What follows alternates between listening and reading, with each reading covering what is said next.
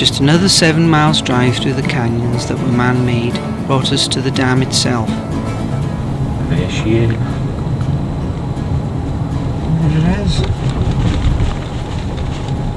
Hoover Dam. And here we are going over the Hoover Dam.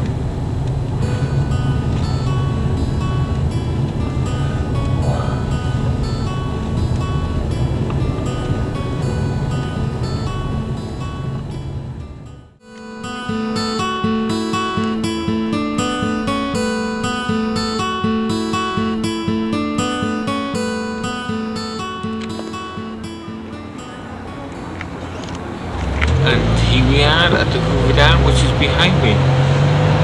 Very impressive.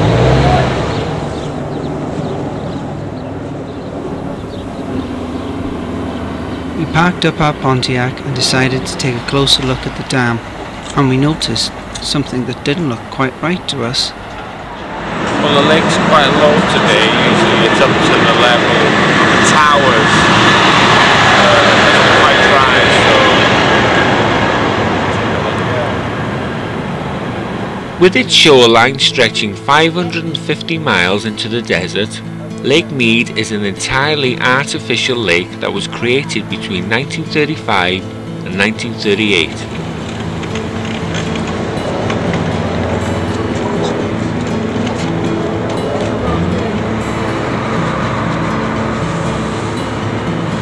There's just no way that a photograph could do that justice, is there? It's too awesome.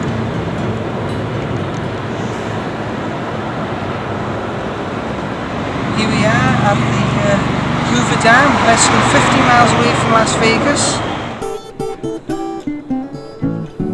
The Hoover Dam isn't just a reservoir, it is the border that divides Arizona and Nevada, and not just in states, but in time.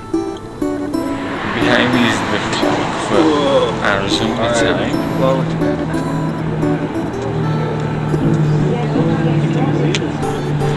And on my right is the Nevada time.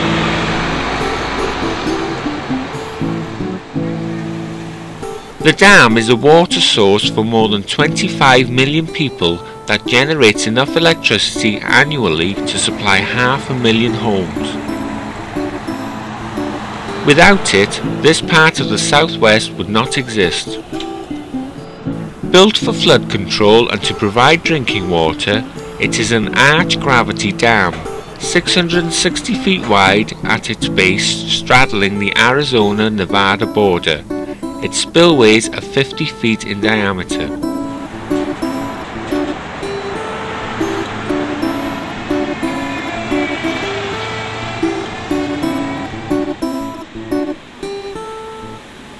Wanting to know more, we both decided to take the dam's famous tour, which would take us deep below the ground. We were both pleasantly surprised to find out that the tour was free too.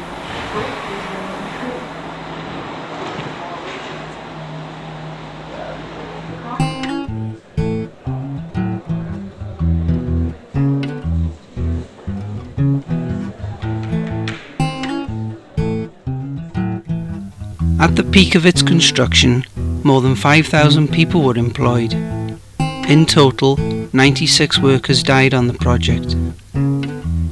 It was completed 2 years ahead of schedule and cited by American Society of Civil Engineers in 1955 as one of the 7 engineering wonders of the world. But don't just take my word for it. Here's Gail, our helpful tour guide, to tell us more. Looks like about everybody. Welcome everyone to the Hoover Dam Power Plant. The plant itself sits down at the base of the dam. The dam is behind us right now. The power plant is that U-shaped building that you see when you look over the edge. It has 2 of these long wing rooms on either side. Oddly enough, one of these rooms is in Arizona and the other's in Nevada. The boundary line between the 2 states runs directly down the center of the canyon right here. We're standing on the Nevada side, but these 2 rooms are exactly alike, except for one thing. Right down the center there, of course, are the generators. Here on the Nevada side, there's 8.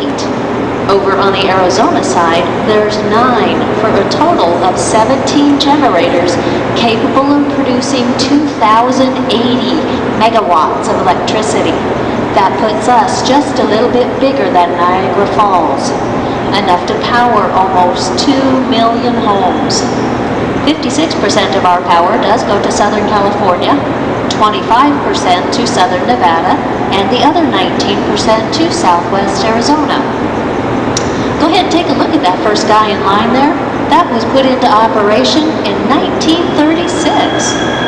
That one down at the end down there, put into operation 1961. That's a few years difference because each one of these took 3 years to manufacture, assemble, and install. They are actually 7 stories high. We're only looking at the tip of these icebergs. If you look at the top of that generator, you'll notice a large shaft. That shaft goes all the way down because at the bottom of that shaft is where the turbine is. It's just a giant stainless steel water wheel. Underneath those guys, the ones that are turned on anyway, that wheel is pushing through 22,000 gallons per second. The wheel spins that shaft and the shaft turns a rotor at the top. The rotor's made of magnets and coils in that red area right there, and that's what's creating the electricity, kind of like an alternator in a car.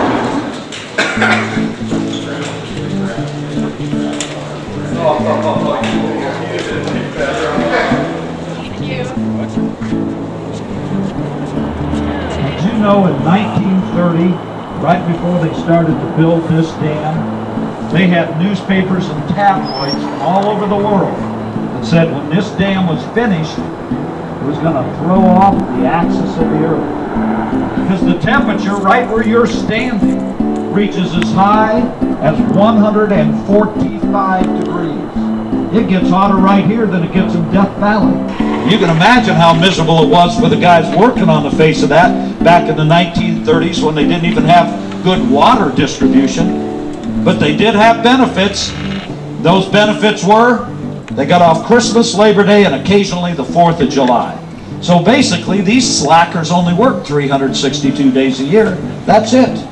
If they got sick or if they missed a day of work for any reason, they were fired. I even know 2 old-timers who were fired from this dam for going to their parents' funeral. Luckily, they worked another 3.5 years here under different names. In fact, the next time you're watching the Discovery Channel or History Channel and they tell you about the 16,500 men who worked here over the course of 5 years, you turn to the person next to you and say, you know, the television's lying to us again. Well, there's nothing they could do about it, but we know there was only about 14,000 men that had worked here because so many guys worked here under more than one name.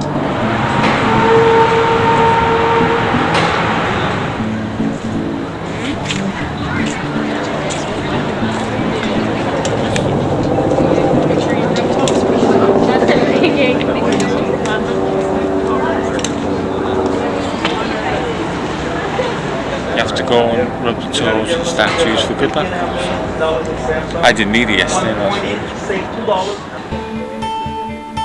There are some interesting monuments outside next to the road, each representing the sacrifices that the men and women who helped build the dam took.